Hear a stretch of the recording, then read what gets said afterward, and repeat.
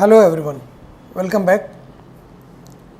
आज six lecture जो है ये periodic table and periodic properties का। इसमें एक्चुअल हम पीरियोडिक प्रॉपर्टीज़ को एक्सप्लेन करने जा रहे हैं, उसको स्टडी करने जा रहे हैं।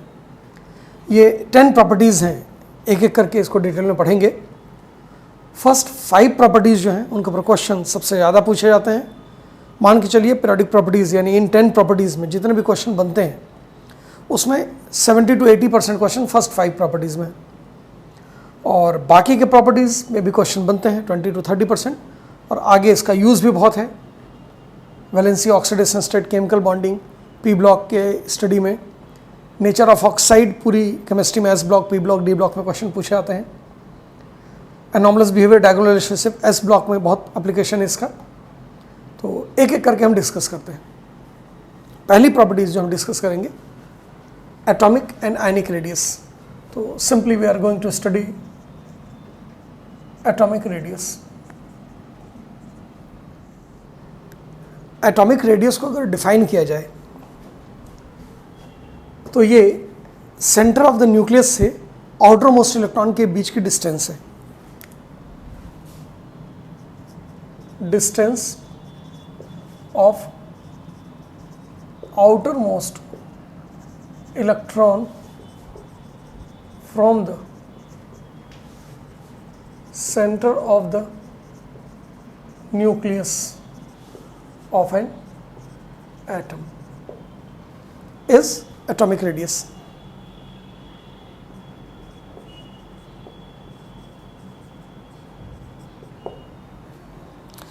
लेकिन modern concept quantum mechanical model जो लेटेस्ट मॉडल है एटॉमिक स्ट्रक्चर का, आप अगर उसको ध्यान कीजिए तो उसमें इलेक्ट्रॉन की एग्जैक्ट लोकेशन वेल डिफाइंड नहीं है। हम प्रोबेबिलिटी ऑफ फाइंडिंग इलेक्ट्रॉन की बात करते हैं। तो जब एग्जैक्ट लोकेशन इलेक्ट्रॉन की डिफाइंड ही नहीं है तो हम एग्जैक्ट एटॉमिक रेडियस कैलकुलेट नहीं कर सकते। Since exact location of an electron can't be defined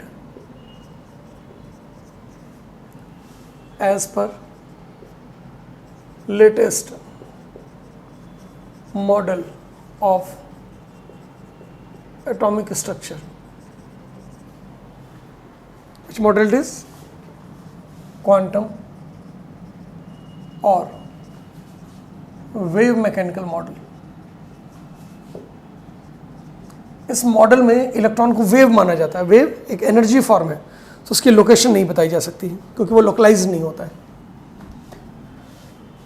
दस actual atomic radius can't be measured. तो करेंगे क्या हम? Thus, we use following operational concepts of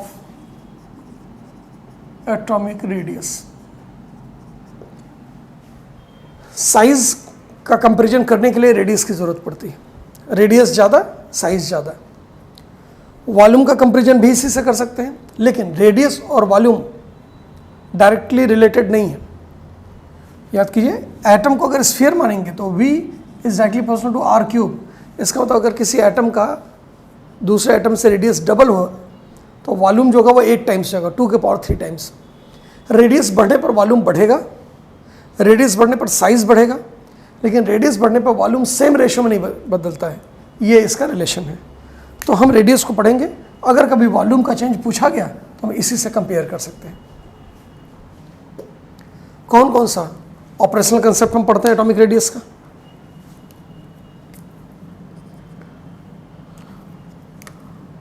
covalent radius,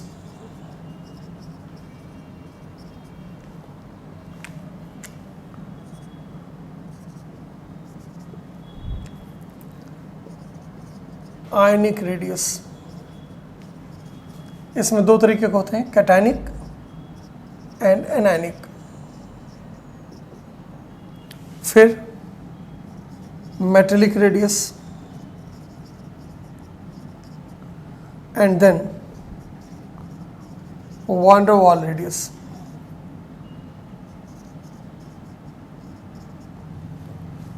ये 4 ऑपरेशनल कंसेप्ट्स हैं एटॉमिक रेडियस के स्टडी के पॉइंट ऑफ व्यू से। ये 4 जो टर्म्स यूज़ किए गए ऑपरेशनल कंसेप्ट्स, ये 4 केमिकल बॉन्ड्स के बेसिस पर किए गए हैं, जिसमें से आपने 9th-10th में भी कोवेलेंट और आयनिक बॉन्ड के बारे में तो सुना होगा। कोवेलेंट बॉन्ड नॉन मेटल्स के बीच में बनता है, इसमें शेयरिंग ऑफ इलेक्ट्रॉन होता है।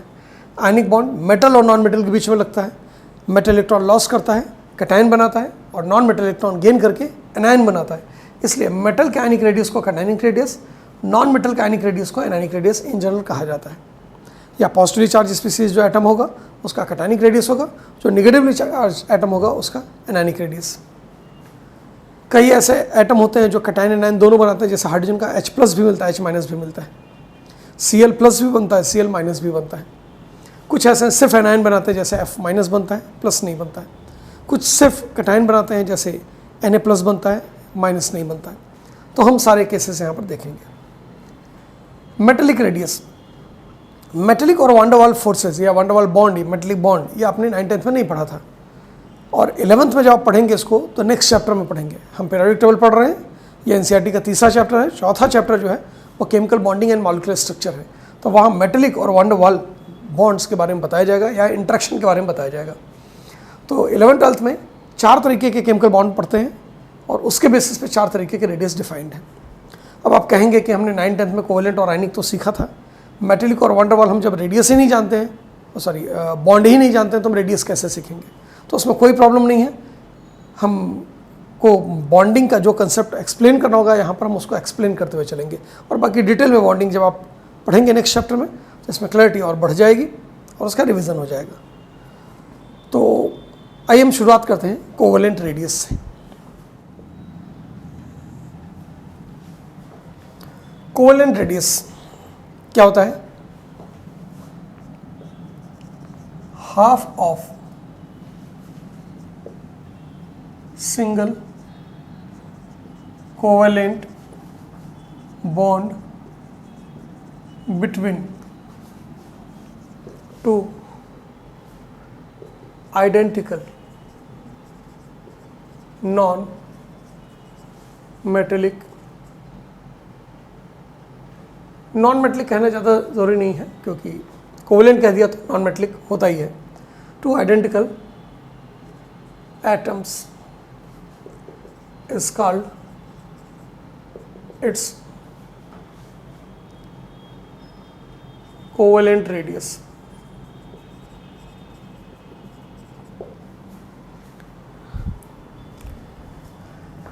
कोवेलेंट बॉन्ड, जैसे अगर हम यहां पर देखें H2 के बारे में, 2 हाइड्रोजन एटम के बॉन्ड से H2 मॉलिक्यूल बनता है। हाइड्रोजन एटम नॉन मेटल है, तो नॉन मेटल के बीच में जो बॉन्ड बनता है वो कोवेलेंट बॉन्ड होता है। H2 में हाइड्रोजन का 1 इलेक्ट्रॉन दूसरा हाइड्रोजन का 1 इलेक्ट्रॉन शेयरिंग में जाता है और एक लकीर से एक पेयर ऑफ इलेक्ट्रॉन रिप्रेजेंट किया जाता है। आगे चल के आप पढ़ेंगे कि हाइड्रोजन का जो इलेक्ट्रॉन है ये फर्स्ट सेल के S सब शेल का इलेक्ट्रॉन है 1s1, और वो जो वैलेंस शेल का ऑर्बिटल है जिसमें इलेक्ट्रॉन है अनपेयर्ड, वही ओवरलैप करके ये बॉन्ड बनाते हैं। तो H2 जो मॉलिक्यूल बना है वो S ऑर्बिटल के ओवरलैपिंग से बना है और S ऑर्बिटल स्फेरिकल होता है, ये पढ़ाया जा चुका है आपको। अगर यहाँ पर साइज़ में आपको डिफरेंस समझ में आ रहा है तो गलती हाइड्रोजन की नहीं है, गलती मेरी होगी। तो रफली साइज़ एग्जैक्टली सेम होना चाहिए, हमने रफली सेम बना दिया। अब ये 2 हाइड्रोजन एटम है,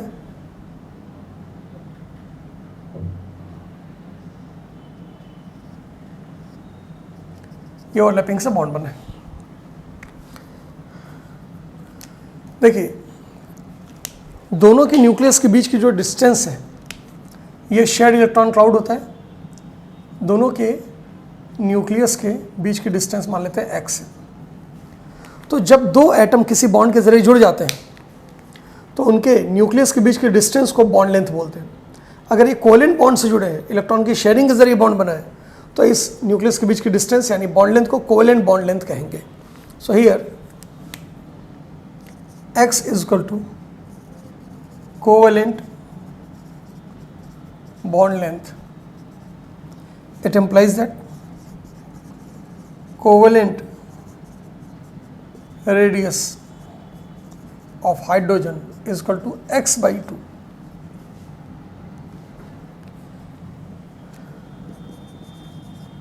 अब अगर आप देखिए दो हाइड्रोजन एटम के बीच में ये शेयरिंग के जरिए बॉन्ड बना है।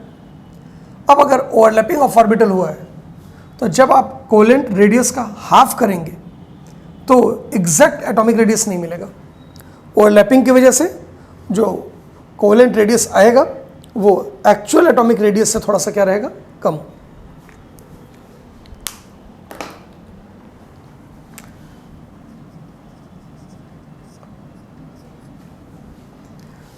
Covalent radius is always smaller than actual atomic radius. क्यों होता है ऐसा? This is because the covalent bonds are formed by overlapping of atomic orbitals. Overlapping का एक्सटेंट जितना ज़्यादा होगा जो कोवेलेंट रेडियस निकालेंगे वो एक्चुअल एटॉमिक रेडियस से उतना ही छोटा आएगा। इसीलिए यहाँ पर सिंगल बॉन्ड लिया जाता है, क्योंकि डबल बॉन्ड या ट्रिपल बॉन्ड बनेगा तो ओवरलैपिंग और ज़्यादा तो जो आप रेडियस निकालना चाहते हैं वो निकल तो जाएगा, लेकिन एक्चुअल से उसका डिफरेंस ज़्यादा आएगा। तो अगर हम एक्चुअल कैलकुलेट नहीं कर सकते हैं तो कोशिश करते हैं उसके क्लोजेस्ट वैल्यू को कैलकुलेट किया जाए। तो अगर हम यहाँ पर O2 ले लें तो O2 में डबल बॉन्ड है OO के बीच में, N2 ले लें तो N2 में ट्रिपल बॉन्ड है NN के बीच में, तो कोवेलेंट रेडियस H2 का तो हाइड्रोजन का तो H2 से निकाल सकते हैं, फ्लोरीन क्लोरीन का F2 और Cl2 से निकाल सकते हैं क्योंकि FF के बीच में Cl के बीच में सिंगल बॉन्ड है। लेकिन कोवेलेंट रेडियस ऑक्सीजन का, नाइट्रोजन का ये O2 और N2 से नहीं निकालते। हम ऐसे मॉलिक्यूल खोजते हैं जिसमें ऑक्सीजन के बीच में सिंगल बॉन्ड हो, नाइट्रोजन के बीच में सिंगल बॉन्ड हो। जैसे H2O2 हाइड्रोजन का कंपाउंड है, ऑक्सीजन का कंपाउंड है, और इसमें HH के बीच में बॉन्ड नहीं है, लेकिन OO के बीच में सिंगल बॉन्ड है। N2H4 हाइड्राजीन इसको बोलते हैं, इसमें NN के बीच में सिंगल बॉन्ड है और दो हाइड्रोजन इसके साथ लगे हैं। तो इसमें जो आइडेंटिकल एटम के बीच में सिंगल कोवेलेंट बॉन्ड है, इस बॉन्ड लेंथ का हाफ करने पर कोवेलेंट रेडियस नाइट्रोजन का, इसमें कोवेलेंट रेडियस ऑक्सीजन का मिल जाएगा। आइडेंटिकल एटम लेना क्यों जरूरी है? मान लीजिए आपने ले लिया HCl, तो यहाँ पर H और Cl के बीच में बॉन्ड बना है। हाइड्रोजन छोटा एटम होता है और Cl बड़ा एटम होता है, तो जब आप दोनों के न्यूक्लियस के बीच की डिस्टेंस देखेंगे तो इसका हाफ करके आपको जो वैल्यू मिलेगा वो हाइड्रोजन के रेडियस से बड़ा होगा, यानी छोटे वाले के रेडियस से, एक्चुअल रेडियस से बड़ा होगा, और क्लोरीन जो बड़ा एटम है उसके एक्चुअल एटॉमिक रेडियस से छोटा आएगा। यानी क्लोजेस्ट वैल्यू यहाँ पर नहीं आएगी। छोटा तो कोवेलेंट रेडियस भी आता है, लेकिन इसमें डिफरेंस जो आएगा वो एक्चुअल से डिफरेंस ज़्यादा आएगा। तो इसलिए डिफरेंट एटम के बीच में कोवेलेंट बॉन्ड का हाफ करके कभी हम कोवेलेंट रेडियस नहीं निकालते। एक और इम्पॉर्टेंट क्वेश्चन है इसके ऊपर, वो यहीं पे हम सॉल्व करा दे रहे हैं। देखिए क्वेश्चन है, covalent bond length of molecules A2 and B2 having single covalent bond are respectively X and Y angstrom. what will be value of covalent bond length of molecule AB in angstrom? What question mark है। तो देखिए A2 और B2 में AA single bond है, BB single bond है, और इसका जो कोवेलेंट बॉन्ड लेंथ है उसकी वैल्यू x और y एंगस्ट्रॉम दिया है। तो x का हाफ करेंगे x/2, A का कोवेलेंट रेडियस आ जाएगा, y का हाफ करेंगे y/2, B का कोवेलेंट रेडियस आ जाएगा, और AB मॉलिक्यूल जो बनेगा उसमें A और B का कोवेलेंट रेडियस ऐड कर देंगे। ऐसा लगता है कि इसका आंसर x/2 प्लस y/2 आना चाहिए। प्रैक्टिकली ऐसा नहीं होता है, क्योंकि आगे चल के आप सीखेंगे कि आइडेंटिकल एटम के बीच में बॉन्ड है, ये भी आइडेंटिकल एटम के बीच में बॉन्ड है, तो ये 100% कोवेलेंट बॉन्ड आता है। जबकि डिफरेंट एलिमेंट्स के एटम्स के बीच में बॉन्ड है तो इसमें कुछ आयनिक कैरेक्टर आता है। आयनिक कैरेक्टर आने की वजह से बॉन्ड की स्ट्रेंथ बढ़ जाती है और बॉन्ड की लेंथ थोड़ी छोटी हो जाती है। तो इसका जो एक्चुअल रेडियस आएगा, एक्चुअल बॉन्ड लेंथ आएगा, वो x/2 प्लस y/2 का जो वैल्यू है उससे कम आएगा। तो इसके लिए जो फार्मूला यूज़ किया जाता है उसमें एक फार्मूला आता है Schumacher Stevenson formula.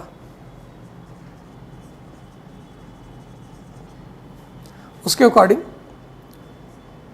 Covalent bond length of AB bond is equal to bond length of AA bond यानी A2 divided by 2 plus bond length of BB bond in B2 divided by 2।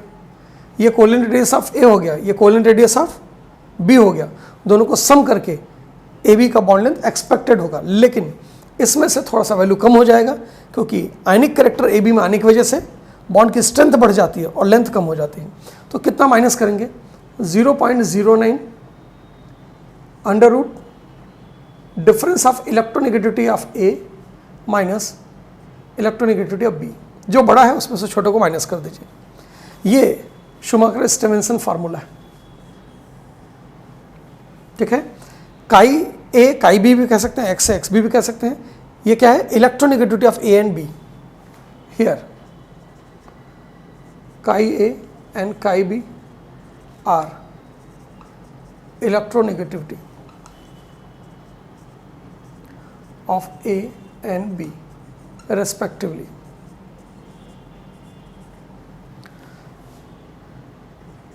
dA2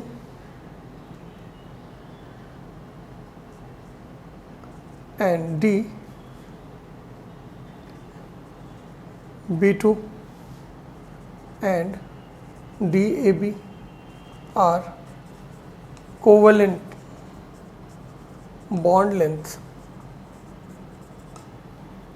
Obviously A2 का होगा, ये B2 का और ये AB का। It implies that dA2 A2/2 is equal to covalent radius of A and dB2 divided by 2 is equal to covalent radius of B।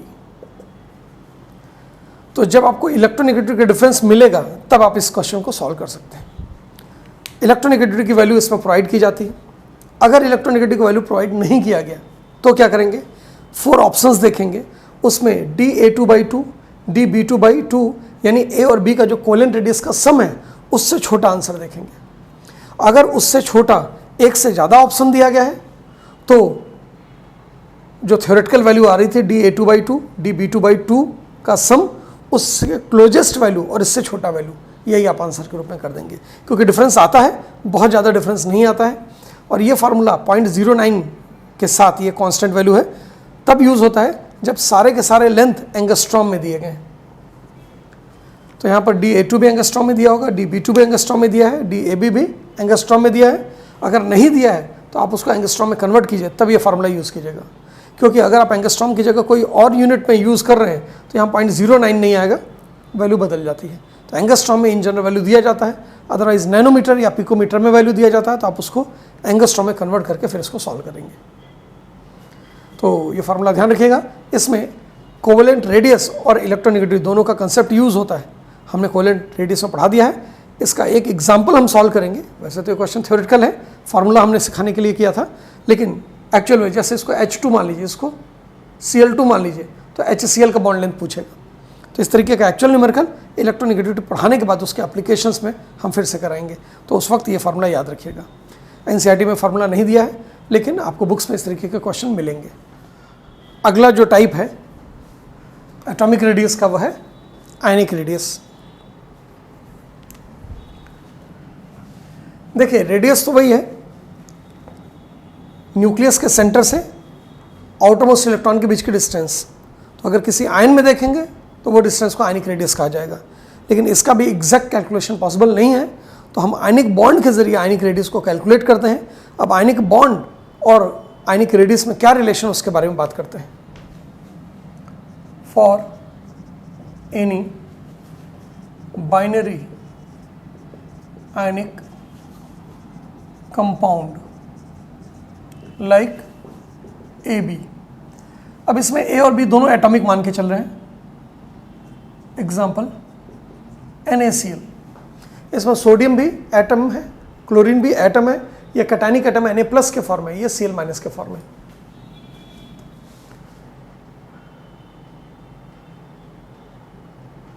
The sum of ionic radius of cation R+ इसको लिखते हैं, and anion इसको R- लिखते हैं, is equal to the ionic bond length. अगर हम इस बात को इक्वेशन के फॉर्म में लिखें तो radius of cation plus radius of anion is equal to ionic bond length. तो इसका मतलब अगर हमको आयनिक बॉन्ड की लेंथ पता चल जाए, आयनिक बॉन्ड की लेंथ क्या होगा, सोडियम और क्लोरीन के न्यूक्लियस के सेंटर के बीच का जो डिस्टेंस है वो अगर पता चल जाए, तो हमको कैटायन और एनायन की रेडियस का सम पता चल गया, इंडिविजुअल वैल्यू अभी पता नहीं चली है। तो ये एक इक्वेशन है जिसमें हमारे पास दो वेरिएबल हैं जिनका सम हमको पता है। तो अगर हम कोई एक वेरिएबल दूसरे के टर्म्स में निकाल लें तो हम दोनों को अलग अलग कैलकुलेट कर सकते हैं। ये थोड़ा सा मैथमेटिकल लैंग्वेज था, सुनने में थोड़ी सी तकलीफ हो सकती है, लेकिन बात इतनी बताई जाती है बहुत बचपन से ही कि अगर किसी एक इक्वेशन में एक वेरिएबल है तो हम इसको सॉल्व कर सकते हैं, और अगर दो वेरिएबल हैं तो दो इक्वेशन होगा तब हम सॉल्व कर सकते हैं, तीन वेरिएबल है तो तीन इक्वेशन होगा तब सॉल्व कर सकते हैं। फिलहाल यहाँ पर R+ और R- का जो सम है उसका आंसर तो हमें पता रहता है, कैसे एक्सपेरिमेंट से निकाल सकते हैं। R+ और R- दोनों की वैल्यू अगर निकालनी है तो एक और इक्वेशन चाहिए हमको जिसमें R+ और R- के बीच का रिलेशन हो, तब हम इसको सॉल्व कर सकते हैं। देखिए एक बात, एक एटम है, जैसे मान लिया हमने Na+ ले लिया, तो Na+ में कितने इलेक्ट्रॉन हैं, 10 इलेक्ट्रॉन। कितने प्रोटॉन हैं, 11 प्रोटॉन है। सारा का सारा प्रोटॉन एक जगह न्यूक्लियस में है, और 10 इलेक्ट्रॉन, पहले 2 इलेक्ट्रॉन होते हैं और फिर 10 इलेक्ट्रॉन होते हैं, 8 इलेक्ट्रॉन होते हैं वैलेंस शेल में सेकेंड एनर्जी लेवल में। अब ये 8 इलेक्ट्रॉन एक जगह पे नहीं, अलग अलग ऑर्बिटल्स में है, लेकिन आखिरी इलेक्ट्रॉन कहाँ तक है एग्जैक्ट पता नहीं होता। हमने सर्किल बना दिया, प्रैक्टिकली ये सर्कुलर पाथ में नहीं होते। याद किए, ऑर्बिटल का कंसेप्ट आता है 3 dimensional space where the probability of finding electron is maximum. तो प्रोबेबिलिटी की बात की जाती है, तो हम न्यूक्लियस से यहाँ का डिस्टेंस नहीं पता कर सकते। एक्चुअली डिस्टेंस पता कैसे चलता है, दो चीज़ों को विजुलाइज करते हैं तब हम उनका बीच का सेपरेशन कैलकुलेट करते हैं। तो न्यूक्लियस तो बहुत ज़्यादा डेंस होता है किसी भी एटम के अंदर, तो न्यूक्लियस की लोकेशन देखी जा सकती है इंस्ट्रूमेंट की मदद से, उसको एक्सपीरियंस किया जा सकता है। ऐसा नहीं कि आप कुछ गॉगल लगाएंगे फटाफट आपको न्यूक्लियस दिख जाएगा, लेकिन न्यूक्लियस को एक्सपीरियंस किया जाता है। डेंस है तो जब इसके ऊपर रेडिएशन गिराया जाता है, इसके डायमेंशन का इससे छोटा, तो वो रेडिएशन रिफ्लेक्ट होता है। रेडिएशन के रिफ्लेक्शन के लिए ज़रूरी है कि रेडिएशन की जो वेवलेंथ है वो जिस ऑब्जेक्ट को आप विजुलाइज करना चाह रहे हैं, रेडिएशन की वेवलेंथ उस ऑब्जेक्ट से छोटा होना चाहिए। तो क्योंकि एटम और न्यूक्लियस बहुत छोटे होते हैं, तो बहुत कम वेवलेंथ का रेडिएशन इसके ऊपर गिरा के हम न्यूक्लियस को विजुलाइज कर सकते हैं। इलेक्ट्रॉन कोई पार्टिकल नहीं है कि उससे रिफ्लेक्शन आएगा, तो इसलिए इलेक्ट्रॉन को लोकेट नहीं किया जा सकता, लेकिन न्यूक्लियस को लोकेट किया जा सकता है। अब अगर दो एटम जुड़े हुए हैं, जैसे अभी हमने H2 में दो हाइड्रोजन एटम की बात की थी, तो दोनों का न्यूक्लियस होगा, दोनों के बीच में बॉन्ड बना है। अब इलेक्ट्रॉन की खबर हमको नहीं है, लेकिन दो न्यूक्लियस के बीच की डिस्टेंस पता चल गई, उसको हाफ करके हमने कोवेलेंट रेडियस निकाल लिया था। ऐसे ही NaCl के क्रिस्टल में Na+ एटम होगा, Cl- होगा, तो Na+ का जो न्यूक्लियस है और Cl- का जो न्यूक्लियस है, न्यूक्लियस तो दोनों पॉजिटिव चार्ज ही रहेंगे, तो इनके बीच का डिस्टेंस हमको मिल जाएगा। अब ये सोडियम और क्लोराइड का जो भी साइज होगा उनके रेडियस का सम आएगा। यही बात हमने यहाँ पर लिखा है, radius of cation plus radius of anion is equal to ionic bond length. Ionic bond length कैसे मिलेगा? एक्सपेरिमेंटली दोनों का न्यूक्लियस मेजर किया जाएगा, उनके बीच का सेपरेशन, और वही आयनिक बॉन्ड लेंथ होगा। वो कटायनिक और आयनिक रेडियस का सम है, लेकिन कटायनिक और आयनिक रेडियस में से कोई भी एक वैल्यू पता चलेगी तब दूसरी वैल्यू पता चलेगी। हमको यहाँ पर दोनों वैल्यू पता नहीं है, तो ये पता करने के लिए हम एक और इक्वेशन प्रिपेयर करते हैं जिसमें R+ और R- के बीच का रिलेशन होता है। तो याद कीजिए, लास्ट लेक्चर में आपको पढ़ाया गया था effective nuclear charge. What is effective nuclear charge? Net electrostatic attraction of nucleus on outermost electron. Nucleus का अट्रैक्शन आउटरमोस्ट इलेक्ट्रॉन के ऊपर जितना ज़्यादा रहेगा, इलेक्ट्रॉन उतना अंदर रहेगा, एटम का साइज उतना ही कम रहेगा। इसका मतलब फॉर एनी एटॉमिक स्पीसीज, चाहे वो न्यूट्रल हो, चाहे कटायन हो, चाहे एनायन हो, radius R is inversely proportional to Z* और Z effective। Effective nuclear charge जितना ज़्यादा, रेडियस उतना ही कम आएगा। It implies that radius of cation is proportional to 1/Z* of cation and radius of anion is proportional to 1/Z* of anion। Plus तो cation, minus तो anion.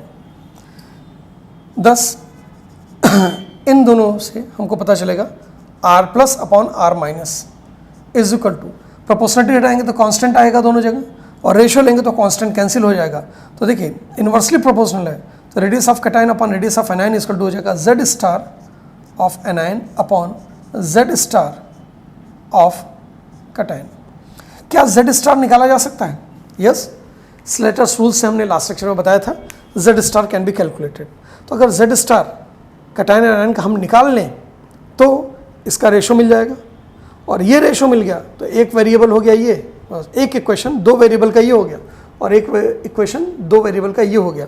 तो इन दोनों equation को use करके हम कैलकुलेशन कर सकते हैं। अब इनके बेसिस पर जो कैलकुलेशन है वो मेडिकल के सिलेबस में नहीं है, तो इस वजह से हम ऐसा कोई न्यूमेरिकल नहीं पढ़ा रहे हैं, लेकिन बता रहे हैं कि किस तरीके से निकाला जा सकता है। जेईई के क्वेश्चंस में इसके ऊपर बेस भी न्यूमेरिकल आता है। फिलहाल using equation 1 and 2 we can calculate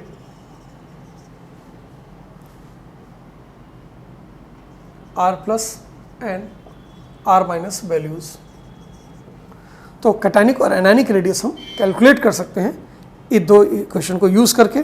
Z* Slater's rule के ज़रिए कैलकुलेट किया जाता है, फिर से मेंशन कर दे रहे हैं।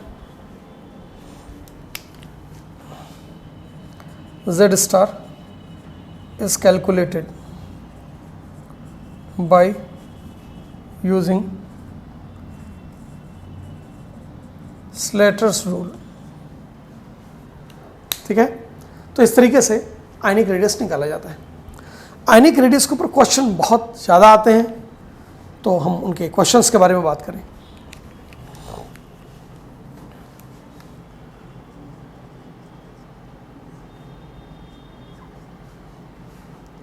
for metallic atoms, ionic radius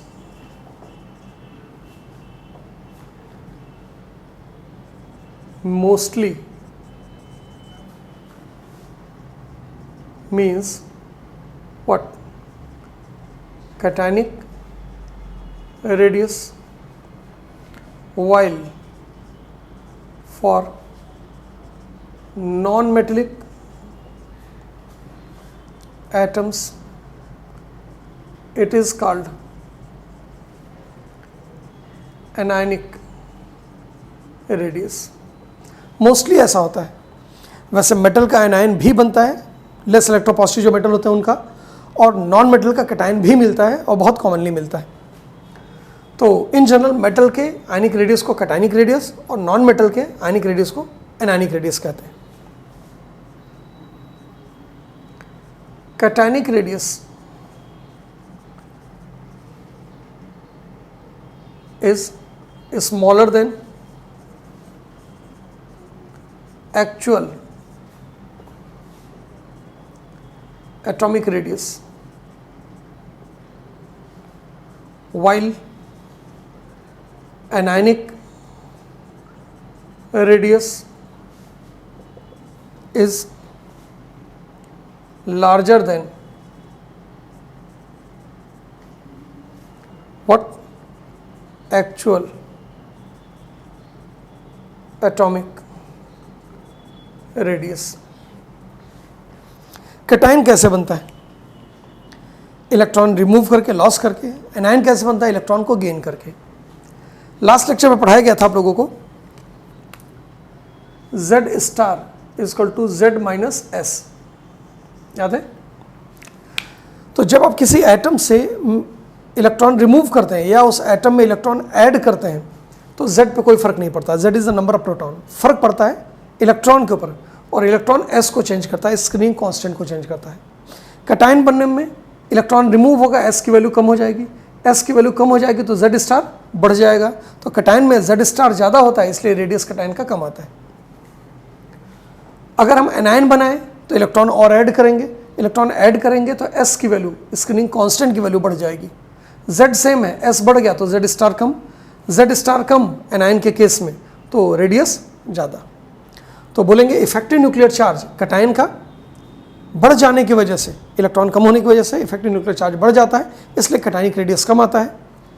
anions में इफेक्टिव न्यूक्लियर चार्ज कम हो जाता है इलेक्ट्रॉन बढ़ने की वजह से, स्क्रीनिंग इफेक्ट बढ़ने की वजह से। इस वजह से जो एनायनिक रेडियस है वो बढ़ जाता है। एनायंस में इलेक्ट्रॉन बढ़ा, स्क्रीनिंग कांस्टेंट बढ़ा, इफेक्टिव न्यूक्लियर चार्ज कम हो गया। इफेक्टिव न्यूक्लियर चार्ज कम तो आयनिक रेडियस क्या हो गया? ज़्यादा। इसका एग्जांपल अगर हम देखें तो दो बहुत कॉमन एग्जांपल क्वेश्चन ग्रुप में पूछे गए। हाइड्रोजन एटम है, इसका एनायन जो होता है इससे बड़ा होगा, इसका जो कैटायन होगा इससे छोटा होगा। इसी तरीके से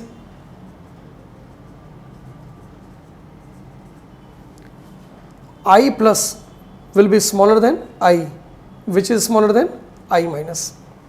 तो सेम एलिमेंट अगर आप लेते हैं तो प्रोटॉन का नंबर क्या है? सेम।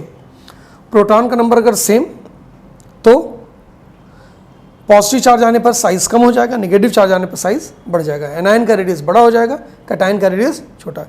तो ये रेडियस, साइज या वॉल्यूम का ऑर्डर है। अच्छा, नेक्स्ट पॉइंट,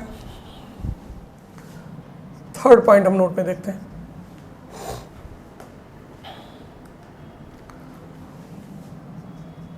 फॉर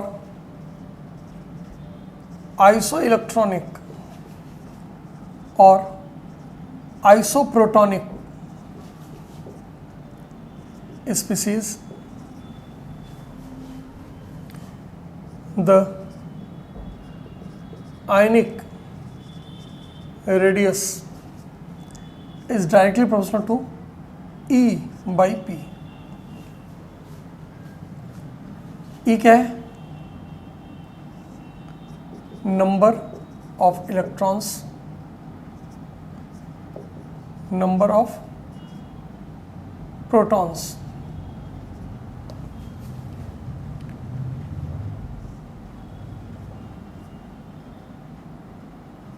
इलेक्ट्रॉन ज़्यादा होने पर नेगेटिव चार्ज ज़्यादा आएगा, प्रोटॉन ज़्यादा होने पर क्या होगा, पॉजिटिव चार्ज ज़्यादा आएगा।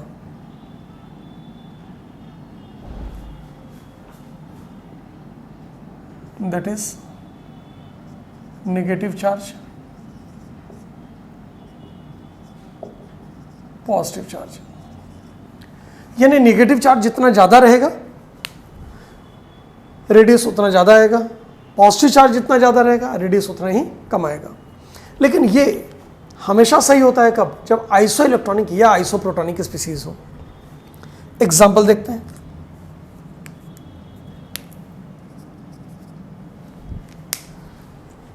एग्जाम्पल में दो केसेस देख रहे हैं, ए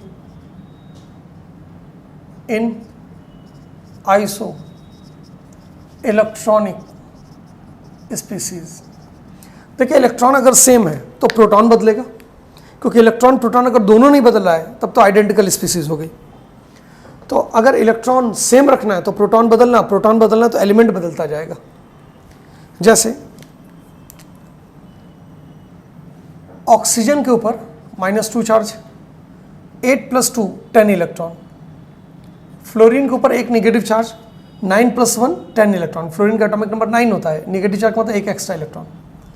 Na+11 में से एक इलेक्ट्रॉन लॉस हो गया तो 10 इलेक्ट्रॉन। Mg+2 12 में से 2 इलेक्ट्रॉन लॉस हो गया तो 10 इलेक्ट्रॉन। Al+3 etcetera. इन सब में अगर हम देखेंगे तो ऑक्साइड का साइज बड़ा, फिर फ्लोराइड, फिर sodium ion, magnesium ion, aluminium ion, ये ऑर्डर रहेगा। ये आइसो इलेक्ट्रॉनिक स्पीसीज है। अच्छा ये देखिए ऑक्सीजन, फ्लोरीन ये बिलोंग करते हैं सेकंड पीरियड से एंड में, और ये बिलोंग करते हैं थर्ड पीरियड के शुरुआत में। तो इसका मतलब ये जो आइसो इलेक्ट्रॉनिक स्पीसीज होते हैं वो मोस्टली सेम पीरियड से बिलोंग नहीं करते हैं। जो कैटायन होते हैं वो हायर पीरियड से बिलोंग करते हैं, इलेक्ट्रॉन लॉस करके तब इलेक्ट्रॉन कम हो जाता है, और जो एनायन होते हैं वो लोअर पीरियड से बिलोंग करते हैं, वो इलेक्ट्रॉन गेन करके अपना इलेक्ट्रॉन दूसरे के बराबर करते हैं। ऐसा ही अगला एग्जाम्पल हम लेंगे थर्ड पीरियड और फोर्थ पीरियड में। तो थर्ड पीरियड के एंड में इसी में एक और एग्जाम्पल ले सकते हैं, n के ऊपर -3, सब 10 इलेक्ट्रॉन वाले हैं। ऐसे ही p के ऊपर -3 will be greater than s-2 will be greater than Cl- will be greater than K+ will be greater than Ca+2 will be greater than scandium. तो ये आइसो इलेक्ट्रॉनिक स्पीसीज हो गए, और भी बहुत से एग्जाम्पल आप इसका बना सकते हैं या पूछा जा सकता है क्वेश्चन के रूप में। दूसरा देखते हैं इन आइसो प्रोटॉनिक स्पीसीज। देखिए आइसो इलेक्ट्रॉनिक स्पीसीज में एलिमेंट बदल गया लेकिन चार्ज अलग अलग है, इसलिए इलेक्ट्रॉन बराबर हो गया। आइसो प्रोटॉनिक में प्रोटॉन का नंबर सेम, इसका मतलब एलिमेंट सेम है। एलिमेंट सेम है तो फिर इलेक्ट्रॉन कैसे बदलेगा, जो नेगेटिव और पॉजिटिव चार्ज है सेम एलिमेंट के ऊपर अलग अलग लगाते जाइए। जैसे आपने पहले भी एग्जांपल देखे थे, देखिए H+ से बड़ा H, इससे बड़ा H-, I+ से बड़ा I से बड़ा I-, ये भी आइसोप्रोटॉनिक स्पीसीज है। अच्छा इसमें हमने सेम एलिमेंट का कैटायन और एनायन को कंपेयर किया न्यूट्रल एटम से। अगर एटम सिर्फ एनायन बना रहा है तो जैसे O से बड़ा होगा O-, इससे बड़ा होगा O के ऊपर 2- आ जाए तब। ऐसे ही अगर सिर्फ कैटायन बना रहा है तो जितना ज़्यादा पॉजिटिव चार्ज साइज उतना कम। देख लीजिए पॉजिटिव चार्ज या प्रोटॉन जितना बढ़ेगा साइज उतना कम, रेडियस उतना कम। नेगेटिव चार्ज या इलेक्ट्रॉन बढ़ने पर क्या होता है, रेडियस बढ़ता है। तो यहाँ पर नेगेटिव चार्ज बढ़ता जा रहा है, साइज बढ़ता जा रहा है। अगर पॉजिटिव चार्ज बढ़ता जाएगा तो साइज कम होता जाएगा। तो इसलिए Fe+3 will be smaller than Fe+2 will be smaller than Fe, और किसी भी कैटायन के लिए इस तरीके से आप अरेंजमेंट कर सकते हैं। तो हमने आइसो इलेक्ट्रॉनिक और आइसोप्रोटॉनिक स्पीसीज में जो वेरिएशन है आयनिक रेडियस का वो देख लिया। एटॉमिक रेडियस में जो नेक्स्ट टॉपिक है हमारा मेटेलिक रेडियस, क्या होता है, half of metallic bond length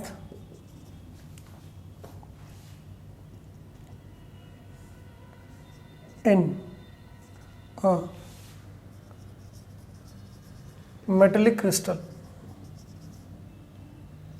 gives metallic radius.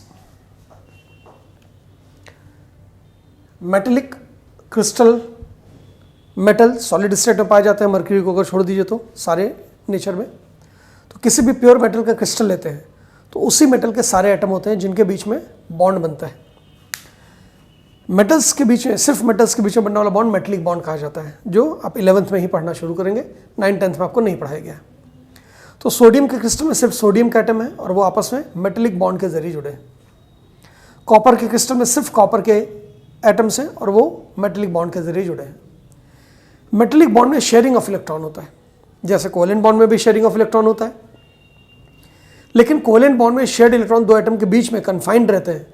यहाँ पर जो शेयर्ड इलेक्ट्रॉन वो डीलोकलाइज होते हैं पूरे क्रिस्टल में। वो शेयर्ड इलेक्ट्रॉन होते हैं कौन से? वैलेंस शेल के इलेक्ट्रॉन। तो जैसे सोडियम का क्रिस्टल अगर आप लेंगे तो सोडियम के क्रिस्टल में सिर्फ सोडियम के ही एटम होंगे और वो सिस्टमेटिकली अरेंज है डेफिनेट डिस्टेंस पर। सोडियम के वैलेंस शेल में एक इलेक्ट्रॉन होता है, सबने अपना इलेक्ट्रॉन लॉस कर दिया तो सब कटायन के फॉर्म में रह रहे हैं। वैलेंस शेल का सारा इलेक्ट्रॉन निकलने के बाद जो कटायन बनता है उसको बोलते हैं कैर्नेल, तो इनको बोलते हैं सोडियम कैर्नेल। अब इनके जो इलेक्ट्रॉन है वो इनके बीच में डिस्ट्रीब्यूटेड है, डीलोकलाइज्ड है। इलेक्ट्रॉन की पोजीशन फिक्स नहीं होती। 9 हमने एटम रिप्रेजेंट किया तो 9 इलेक्ट्रॉन भी रिप्रेजेंट करना है। इलेक्ट्रॉन डीलोकलाइज्ड रहते हैं और एटम कैर्नेल के फॉर्म में अपनी जगह पे रहते हैं। अब इसका डिटेल जो मेटलिक बॉन्ड का वो केमिकल बॉन्डिंग में पढ़ाया जाएगा। ये जो दो एटम्स हैं एडजेसेंट, नियरेस्ट, इनके बीच का, इनके न्यूक्लियस के सेंटर के बीच का जो डिस्टेंस है that is metallic bond length.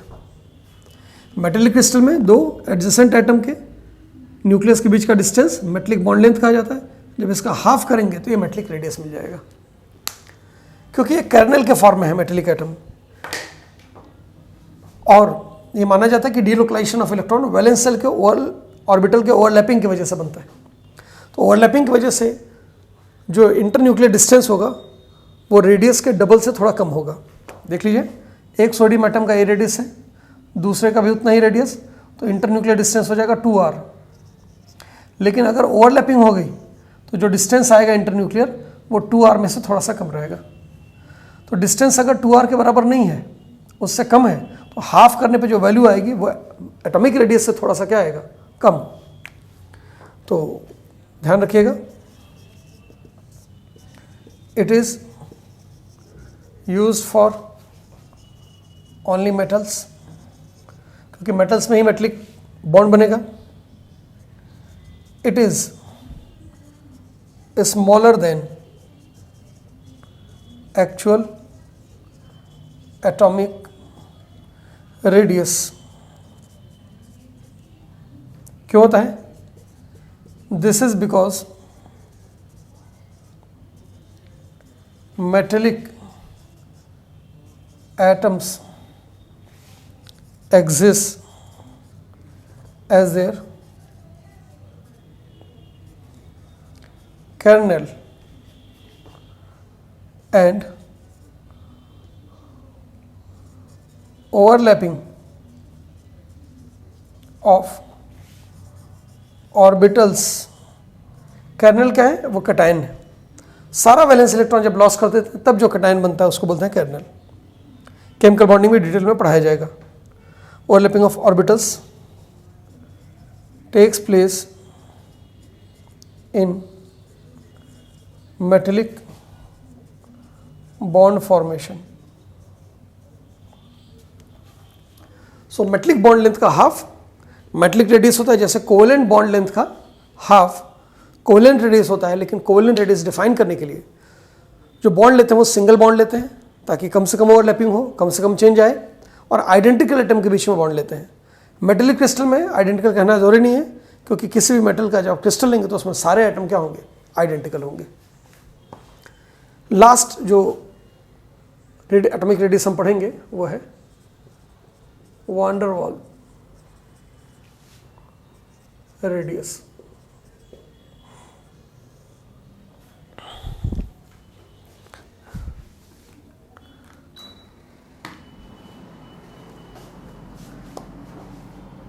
क्या होता है वन वाल radius? Half of distance between two non bonded atoms attracted by van der Waals force is called van der Waals radius.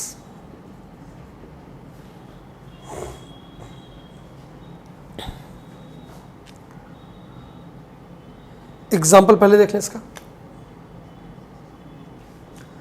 दो हीलियम एटम नोबल गैस है, ये bond नहीं बनाते, लेकिन जब ये एक दूसरे के पास आएंगे तो दोनों के पास इलेक्ट्रॉन है, दोनों के पास nucleus. Electron negatively charge, nucleus positively charge. तो एक का न्यूक्लियस दूसरे के इलेक्ट्रॉन को और दूसरे का न्यूक्लियस पहले के इलेक्ट्रॉन को अट्रैक्ट करता है एक दूसरे की तरफ। ये अट्रैक्शन न तो इलेक्ट्रॉन लॉस करेगा किसी एटम के जरिए, न तो गेन होगा, न तो शेयरिंग ऑफ इलेक्ट्रॉन होगी, लेकिन अट्रैक्शन होगा। तो ये अट्रैक्शन होता है, ये वीक इंट्रैक्शन में काउंट किया जाता है।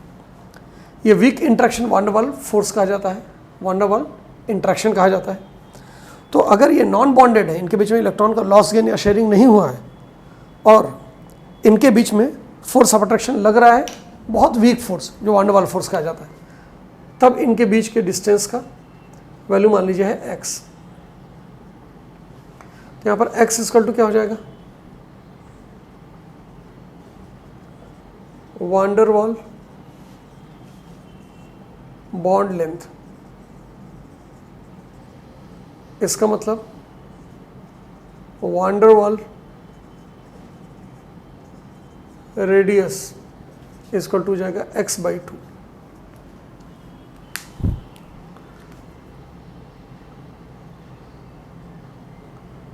Note, it is mostly used for noble gases since they doesn't form other kind of bonds. Noble gases covalent bond नहीं बनाते हैं, आयनिक बॉन्ड नहीं बनाते हैं, मेटलिक बॉन्ड नहीं बनाते हैं, तो इसलिए उनके बीच में जो इंट्रैक्शन होगा वो हमेशा वान डर वाल इंट्रैक्शन होगा। तो इसलिए उसमें सिर्फ वान डर वाल रेडियाई मेजर किया जाता है, यूज़ किया जाता है, डिफाइन किया जाता है। जब आप इसका हाफ करेंगे तो एक्चुअल एटॉमिक रेडियस से बड़ा वैल्यू आएगा, क्योंकि फोर्स ऑफ अट्रैक्शन कम है तो एटम्स दूर दूर हैं। It is very much larger than actual atomic radius। Actual atomic radius से बहुत बड़ा रहेगा क्योंकि फोर्स ऑफ अट्रैक्शन बहुत वीक है। देखिए, ज़रूरी नहीं है कि सिर्फ नोबल गैस में डिफाइन किया जाए, हम कुछ नॉन मेटल्स में भी इसको इस्तेमाल कर सकते हैं। जैसे हाइड्रोजन के दो मॉलिक्यूल ले लीजिए आप। पहले मॉलिक्यूल में दो हाइड्रोजन एटम एक दूसरे से इलेक्ट्रॉन शेयर करके कोवेलेंट बॉन्ड बनाते हैं। ये दोनों का न्यूक्लियस हो गया। ऐसे ही दूसरा हाइड्रोजन मॉलिक्यूल भी होगा।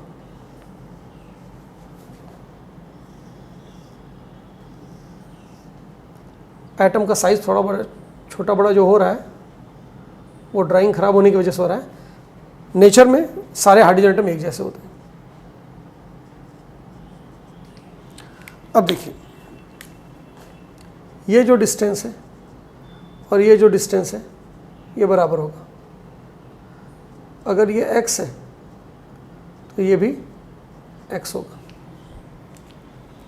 और ये डिस्टेंस होगा ये डिफरेंट है, वो y मान लेते हैं। सेम कलर यूज कर लेते हैं। अब देखिए, ये हाइड्रोजन एटम इस हाइड्रोजन एटम से बॉन्डेड नहीं है, लेकिन जब ये मॉलिक्यूल्स पास आएंगे तो इसमें भी वीक इंटरेक्शन होगा जो वान डेर वाल इंटरेक्शन कहा जाएगा। ये दोनों एटम आपस में जब बॉन्डेड हैं कोवेलेंट बॉन्ड से, आइडेंटिकल एटम सिंगल बॉन्ड बनाता है। यहाँ पर भी दो एटम्स आपस में बॉन्डेड हैं। तो यहाँ पर जो x है वो क्या है, कोवेलेंट बॉन्ड लेंथ, y क्या है, van der Waals bond length. It implies that covalent radius क्या होगा, हम पहले भी डिफाइन कर चुके हैं, x/2। एक ही मॉलिक्यूल से कोवेलेंट रेडियस निकाल सकते हैं, लेकिन अब जब दो मॉलिक्यूल इंटरेक्ट कर रहे हैं तो हम यहाँ पर वान डेर वाल रेडियस भी डिफाइन कर सकते हैं।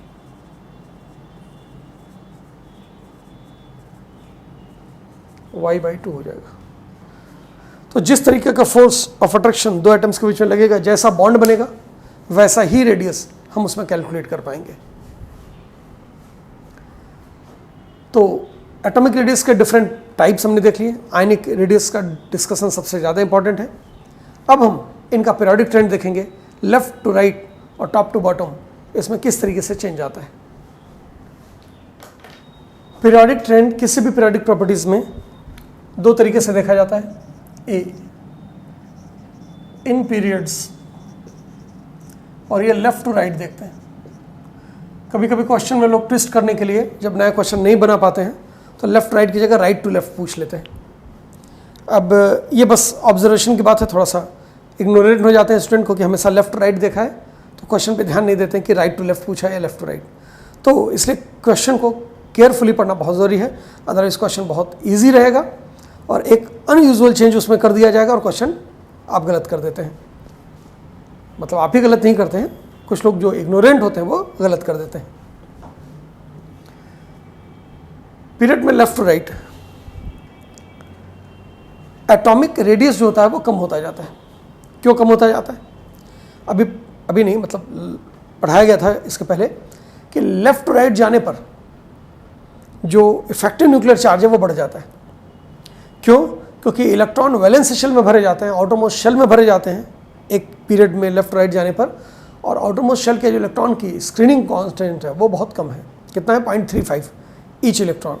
तो स्क्रीनिंग कांस्टेंट कम होने की वजह से इफेक्टिव न्यूक्लियर चार्ज बढ़ जाता है, यानी न्यूक्लियस का नेट अट्रैक्शन आउटरमोस्ट इलेक्ट्रॉन के ऊपर बढ़ गया है, इसलिए साइज कम हो गया। Atomic radius decreases due to increase in effective nuclear charge। अगर शक्ल भूल गया हो तो बता दें, Z स्टार और Z इफेक्टिव से रिप्रेजेंट करते थे, इसका हमने ट्रेंड भी बताया था। लेफ्ट राइट 0.65 पर स्टेप इंक्रीज होता जाता है। क्या कोई एक्सेप्शन भी है? यस, कहा जाता है chemistry is the science of exception.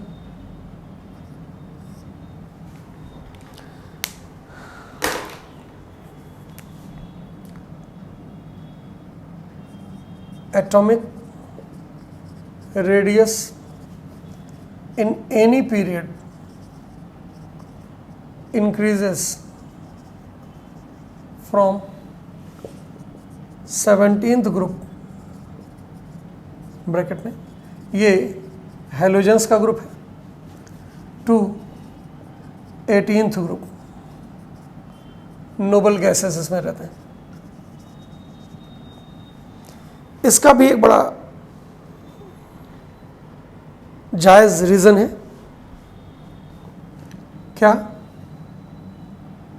This is because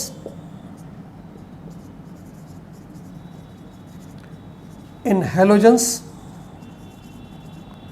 we use covalent radius which is smaller than the actual atomic radius, while for noble gases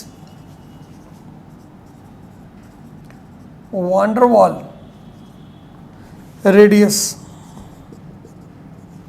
is used which is much more than what actual atomic radius। Noble gases में और कोई bond बनता नहीं है, इसलिए मजबूरी में हमको वान डर वाल रेडियस ही यूज़ करना पड़ता है।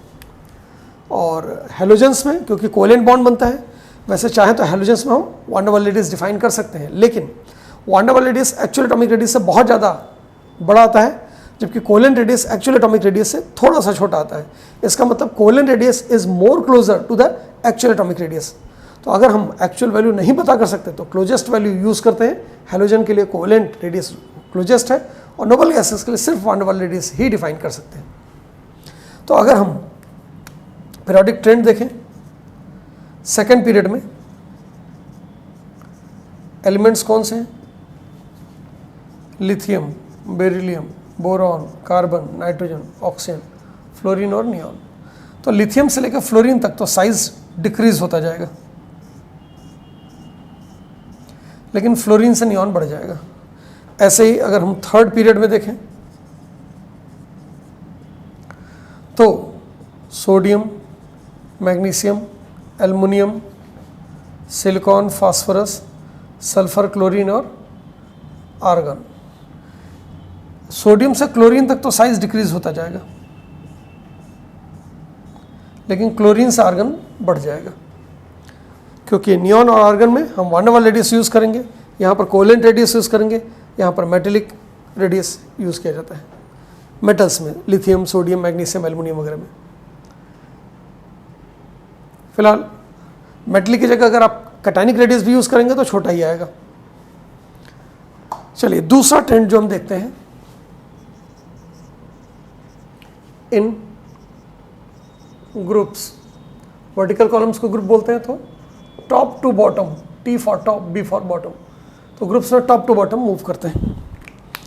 टॉप टू बॉटम आने पे इफेक्टिव न्यूक्लियर चार्ज याद कीजिए ऑलमोस्ट कांस्टेंट रहता है, कुछ एक्सेप्शंस हैं, शुरू में मिलते हैं, बाद में कांस्टेंट हो जाता है।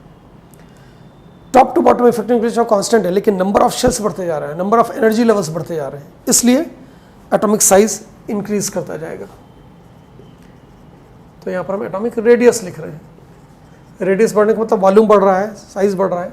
Atomic radius increases in groups due to increase in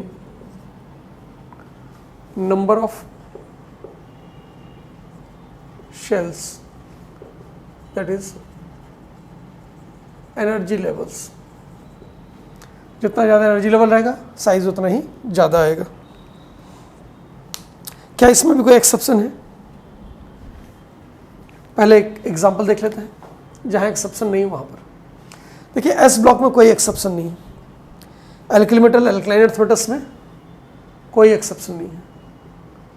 first group alkyl metals का है lithium, sodium, potassium, rubidium, caesium and francium, size बढ़ता जाएगा। Second group beryllium, magnesium, calcium, strontium, barium and radium, atomic size बढ़ता जा रहा है, number of energy levels बढ़ते जा रहे हैं। अब top to bottom S block में तो कोई एक्सेप्शन नहीं है, लेकिन आगे एक्सेप्शंस मिलते हैं।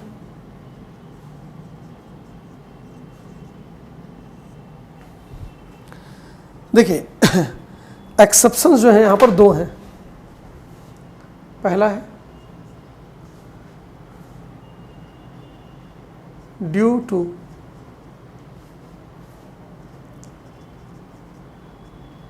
स्कैंडियम, एक एलिमेंट होता है डी ब्लॉक का सबसे पहला मेंबर ये स्कैंडियम।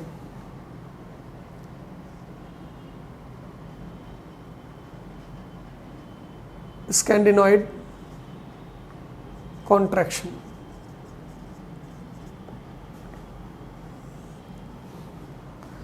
देखिए स्कैंडिनॉइड कॉन्ट्रैक्शन ऐसा कोई टर्म बुक तो मिलता नहीं है, बुक में नहीं मिलता है, लेकिन एक लेंथेनाइड कॉन्ट्रैक्शन मिलता है जो लेंथेनियम के बाद आता है। तो इसलिए स्कैंडियम के बाद आने वाले कॉन्ट्रैक्शन को हम स्कैंडिनॉइड कॉन्ट्रैक्शन कह दे रहे हैं। क्या है ये? देखिए इसका जो इफेक्ट आएगा वो 13th ग्रुप में आता है। याद कीजिए पीरियोडिक टेबल में 1s 2s 2p 3s 3p, 4s के बाद आता है 3d, फिर आता है 4p। 4p में जो पहला ग्रुप है या p ब्लॉक में जो पहला ग्रुप है उसके मेंबर्स हैं कौन कौन से? Boron, aluminium, gallium, indium, thallium, nihonium. Aluminium के ठीक पहले कौन पाया जाता है? मैग्नीशियम, जो दूर दूर है, ये एस ब्लॉक में, ये पी ब्लॉक में। गैलियम के ठीक पहले स्कैंडियम 2 जिंक पाया जाता है, जो कि डी ब्लॉक का पहला डी सीरीज है। इसको 3d सीरीज बोलते हैं क्योंकि last electron third energy level के डी सबशन में जाता है, और इसके जस्ट पहले पाया जाता है कैल्शियम। इसका मतलब गैलियम के ठीक पहले 3d सीरीज में या डी सबशेल में, डी ऑर्बिटल्स में इलेक्ट्रॉन भरे गए, और डी ऑर्बिटल के पुअर शील्डिंग इफेक्ट होती है। याद कीजिए, शील्डिंग इफेक्ट सिग्मा हमने जो बताया था वो एस का सबसे ज़्यादा होता है, फिर पी का होता है, फिर डी का होता है, और फिर एफ का। तो डी और एफ की पुअर शील्डिंग इफेक्ट होती है, जिसमें डी की पुअर शील्डिंग इफेक्ट स्कैंडियम से जिंक तक होगा। तो ये लेफ्ट टू राइट जाने पर साइज क्या होता है? डिक्रीज होता है, थोड़ा थोड़ा ही डिक्रीज होगा, लेकिन स्कैंडियम से जिंक तक जाएंगे तो 10 स्टेप का टोटल डिक्रीज होगा। 10 स्टेप का टोटल डिक्रीज अगर आप देखेंगे तो कैल्शियम से गैलियम तक जो साइज है वो कंसिडरेबली डिक्रीज कर जाता है, जबकि मैग्नीशियम से एल्युमिनियम गए तो सिर्फ एक स्टेप गए।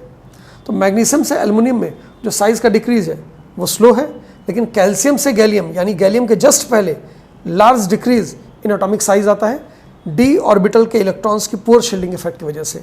एल्युमिनियम के पहले एस के इलेक्ट्रॉन है जो स्ट्रॉन्ग शील्डिंग इफेक्ट करते हैं, लेकिन गैलियम के पहले 3d के इलेक्ट्रॉन्स भरे जाते हैं, इसलिए पुअर शील्डिंग इफेक्ट होता है। और आप मल्टीपल स्टेप चल भी रहे हैं, इसलिए एक्यूमुलेटेड डिक्रीज हो गया है किसका? साइज का। तो देखिए, एल्युमिनियम से गैलियम जाने पर साइज बढ़ना चाहिए, क्यों? क्योंकि एनर्जी लेवल बढ़ रही है।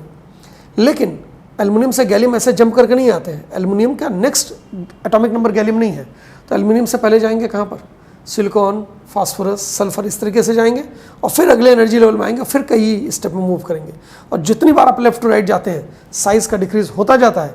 तो यहाँ पर इतना ज़्यादा डिक्रीज हुआ कि एल्युमिनियम से गैलियम का साइज़ डिक्रीज कर जा रहा है। इसका मतलब 3D के जो कॉन्ट्रैक्शन का इफेक्ट है उसकी वजह से गैलियम का साइज़ एल्युमिनियम से क्या हो गया? कम। अब अगर आप गैलियम से इंडियम जाते हैं तो जैसे यहाँ 3D भरा गया वैसे यहाँ पर 4D भरा गया। इंडियम से थैलियम में जाते हैं तो जैसे यहाँ 4D भरा जाएगा वैसे ही 5D। इसका मतलब पुअर शील्डिंग इफेक्ट का जो पुअर शील्डिंग इफेक्ट की वजह से जो वेरिएशन आएगा वो वहीं पर आएगा जहां पर पुअर शील्डिंग इफेक्ट पहली बार नजर आया। अगर वो फैक्टर सब जगह लग रहा तो उसकी वजह से कोई चेंज क्रिएट नहीं होगा। तो फिर से देख लेते हैं इन एलिमेंट्स का जो एटॉमिक साइज है।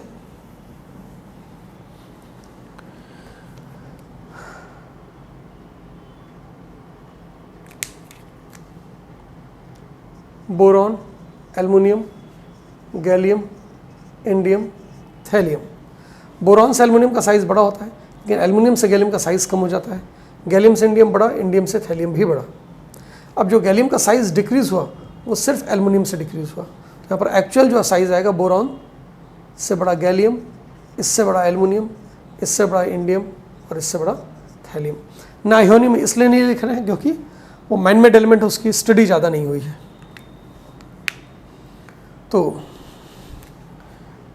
it implies that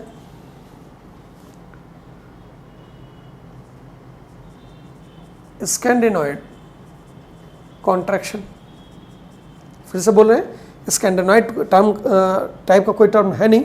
कुछ लोग इसको स्कैंडाइज्ड कॉन्ट्रैक्शन बोलते हैं, कुछ लोग इसको स्कैंडियम कॉन्ट्रैक्शन बोलते हैं।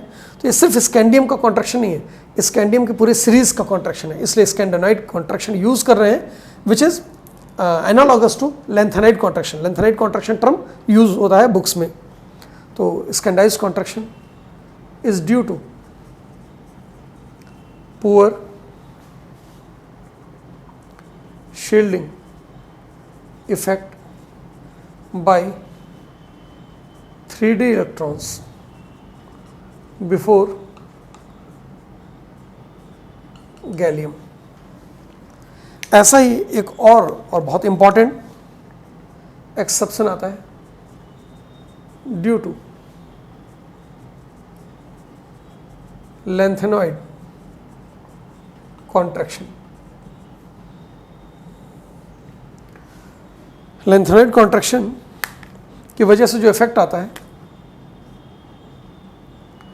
वो फोर्थ ग्रुप में पहली बार नज़र आएगा और उसके बाद और भी आगे तक नज़र आता है, 5th, 6th, 7th, 8th हर जगह मिलता जाता है। So what is lanthanide contraction?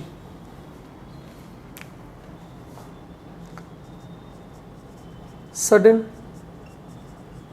Decrease in atomic radius, size भी कह सकते हैं, ऑन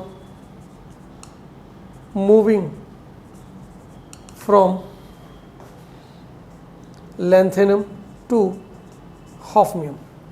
लैंथेनम से हॉफनियम तक जाने में याद कीजिए एटॉमिक नंबर लैंथेनम का 57 है, लेकिन हॉफनियम का एटॉमिक नंबर 72 आता है। 77 के बाद 57 के बाद 58 नहीं आता है, 57 के बाद 72 आ जाता है और 14 एलिमेंट्स इनके बीच में एफ ब्लॉक एलिमेंट्स भरे जाते हैं, जिसका सारा इलेक्ट्रॉन 4th एनर्जी लेवल के एफ सब शेल में, एफ ऑर्बिटल में भरा जाता है। तो लैंथेनम से हॉफनियम एक स्टेप का चेंज नहीं है, 15 स्टेप का चेंज है। एक स्टेप तो ये प्लस 14 स्टेप इसमें एफ ब्लॉक और plus poor shielding effect of F electron भी होगा। तो इसकी वजह से लैंथेनम से हॉफनियम जाने पे साइज सडन डिक्रीज कर जाता है और ये लार्ज डिक्रीज जो होता है, सडन लार्ज डिक्रीज होना चाहिए बेटर। यहाँ पर मेंशन कर लीजिएगा, sudden large decrease in atomic radius on moving from lanthanum to hafnium.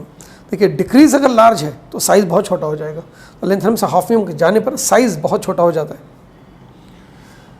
Sudden large decrease in atomic radius on moving from lanthanum to hafnium in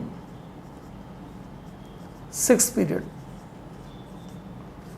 is called lanthanoid, क्योंकि lanthanum के बाद आया है contraction, क्योंकि decrease in size हुआ है। ये क्यों हो रहा है? जैसे 3D के पुअर शील्डिंग इफेक्ट की वजह से स्कैंडोनाइड कॉन्ट्रैक्शन आया था, वैसे ही 4f के इलेक्ट्रॉन्स की पुअर शील्डिंग इफेक्ट की वजह से लैंथेनाइड कॉन्ट्रैक्शन आता है।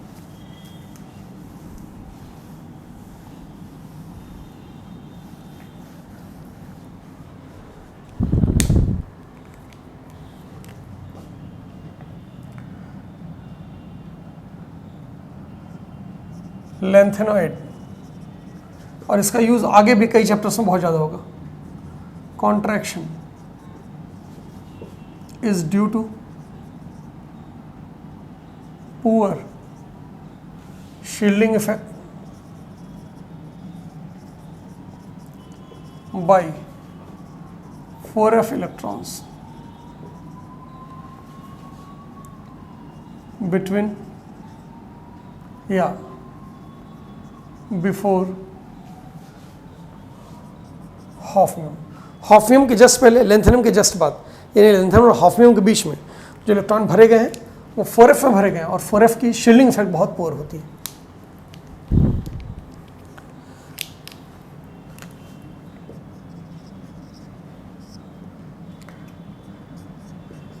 Due to lanthanoid contraction the size, the atomic size कह सकते हैं, साइज में प्रिसाइजली हम बोल दें radius of zirconium and hafnium in 4th group are nearly same. और ये डेटा क्योंकि एनसीईआरटी में मेंशन्ड है, हो सकता है पीरियोडिक टेबल में न मिले, डी ब्लॉक एक चैप्टर है 12th में, वहाँ पर ये मेंशन्ड है। तो जर्कोनियम का जो एटॉमिक रेडियस आता है 160 पिकोमीटर आता है और हॉफनियम का जो आता है 159 पिकोमीटर। तो देखिए जर्कोनियम से हॉफनियम साइज इंक्रीज नहीं किया, स्लाइटली डिक्रीज कर गया, nearly same, not exactly same. while their ionic size is exactly same। अगर इनका आयनिक रेडियस कंपेयर करेंगे तो एग्जैक्टली सेम आएगा। और अगर वैसे एटॉमिक रेडियस कंपेयर करेंगे तो नियरली सेम है। ज़रकोनियम हॉफनियम थोड़ा सा डिक्रीज ही किया है, इंक्रीज नहीं किया है। दूसरी बात, due to lanthanoid contraction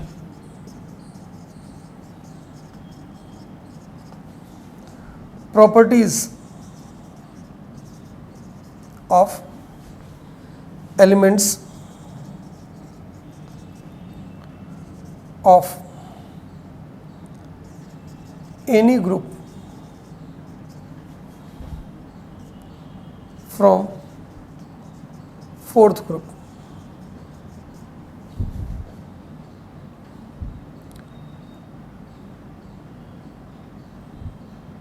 any group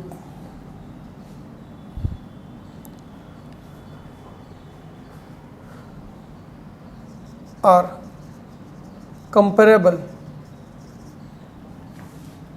in fifth and sixth period। क्या बोला उसको देखिए, पीरियोडिक टेबल का पूरा आउटलाइन हमने बता दिया था।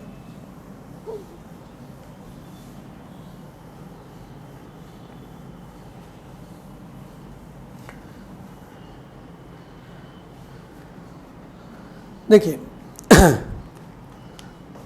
जो एलिमेंट्स हमने देखे थे,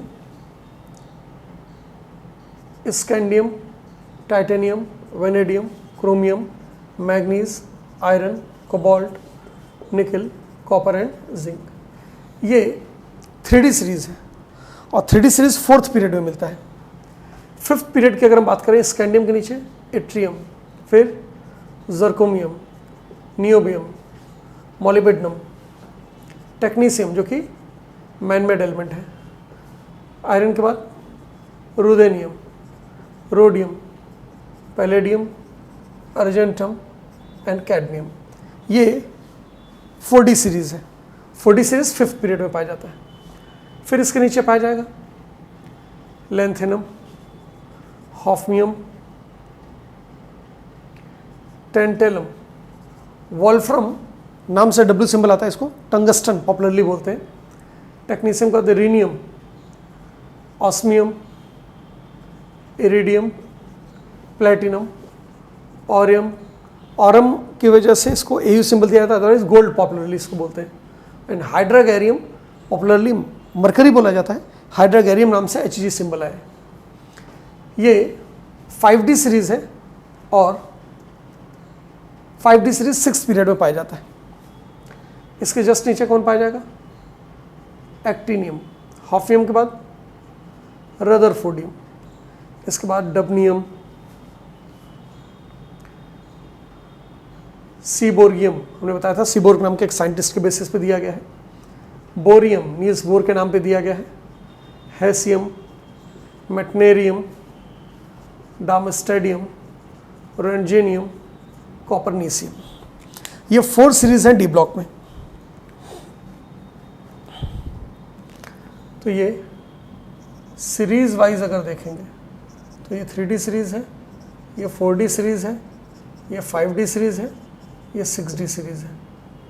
अब अगर हम पीरियड की बात करें तो ये फोर्थ पीरियड, ये फिफ्थ पीरियड, ये सिक्स पीरियड, ये सेवन्थ पीरियड। तो फोर्थ पीरियड में 3D सीरीज, फिफ्थ पीरियड में 4D सीरीज, सिक्स पीरियड में 5D सीरीज, सेवन्थ पीरियड में 6D सीरीज। और अगर हम ग्रुप की बात करें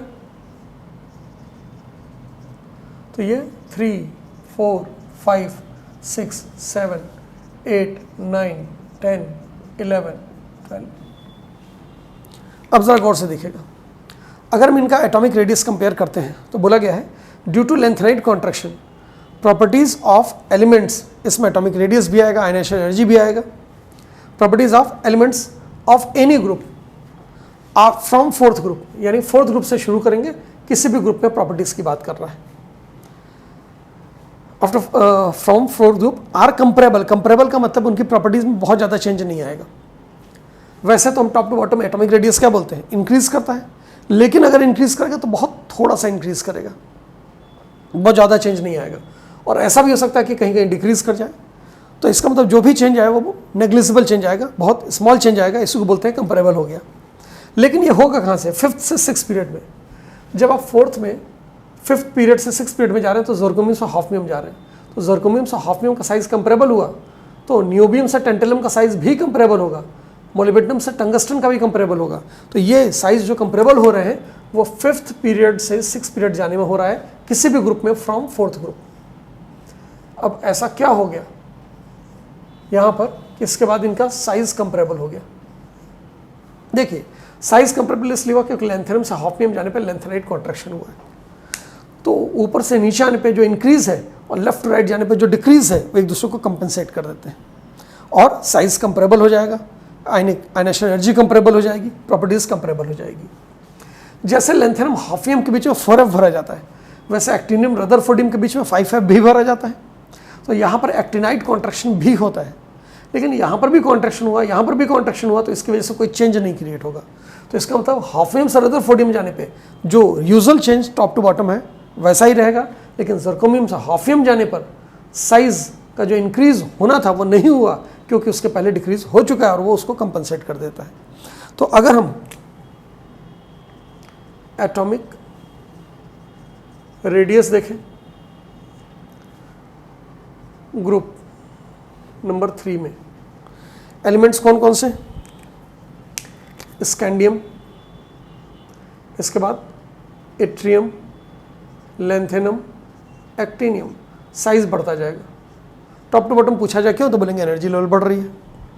लेकिन अगर हम यही काम 4th ग्रुप में करें तो 4th ग्रुप में टाइटेनियम, ज़र्कोनियम, हॉफनियम, रदरफोर्डियम। टाइटेनियम से ज़र्कोनियम बड़ा, ज़र्कोनियम हॉफनियम अप्रॉक्सीमेटली बराबर। वैसे हमने बताया है हॉफनियम स्लाइटली छोटा होता है ज़र्कोनियम से, लेकिन स्लाइट अप्रॉक्सीमेटली बराबर, उसका रदरफोर्डियम फिर बढ़ गया।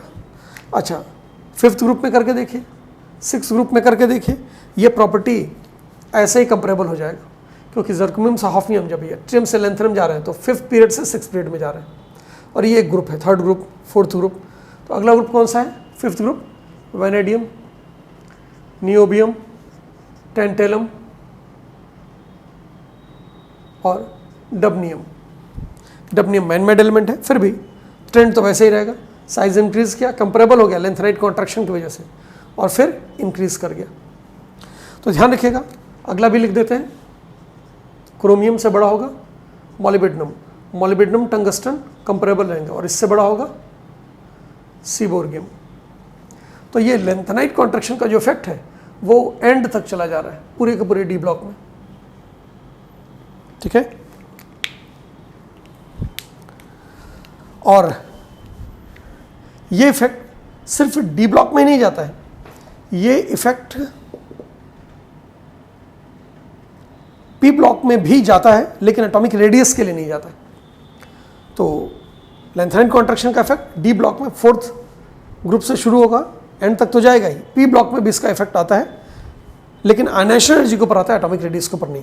तो एटॉमिक रेडियस में जो 13th ग्रुप में पी ब्लॉक में एक्सेप्शन आया है वो स्कैंडॉइड कॉन्ट्रैक्शन की वजह से आया है, और जो लैंथेनाइट कॉन्ट्रैक्शन का इफेक्ट है वो डी ब्लॉक में है। तो इसका मतलब लैंथेनाइट कॉन्ट्रैक्शन की वजह से एस ब्लॉक में कोई चेंज नहीं आया, तो एस ब्लॉक में कहीं कोई एक्सेप्शन था ही नहीं।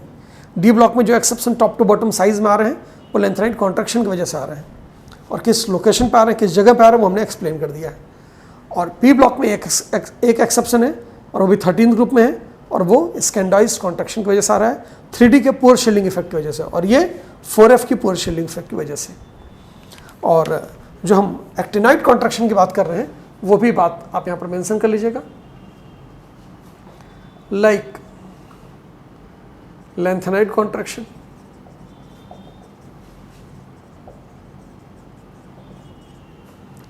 There is actinoid contraction between actinium and rutherfordium, atomic number 89 के बाद 104, but it doesn't bring any unusual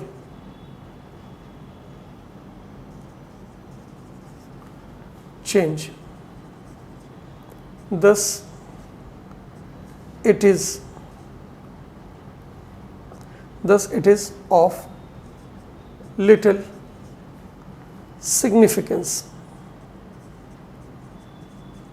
तो एक्टिनाइड कॉन्ट्रैक्शन होता है, बस इतना जानिए किन के बीच में होता है ये भी बता दिया गया, लेकिन इसकी वजह से कोई सिग्निफिकेंट चेंज नहीं आएगा।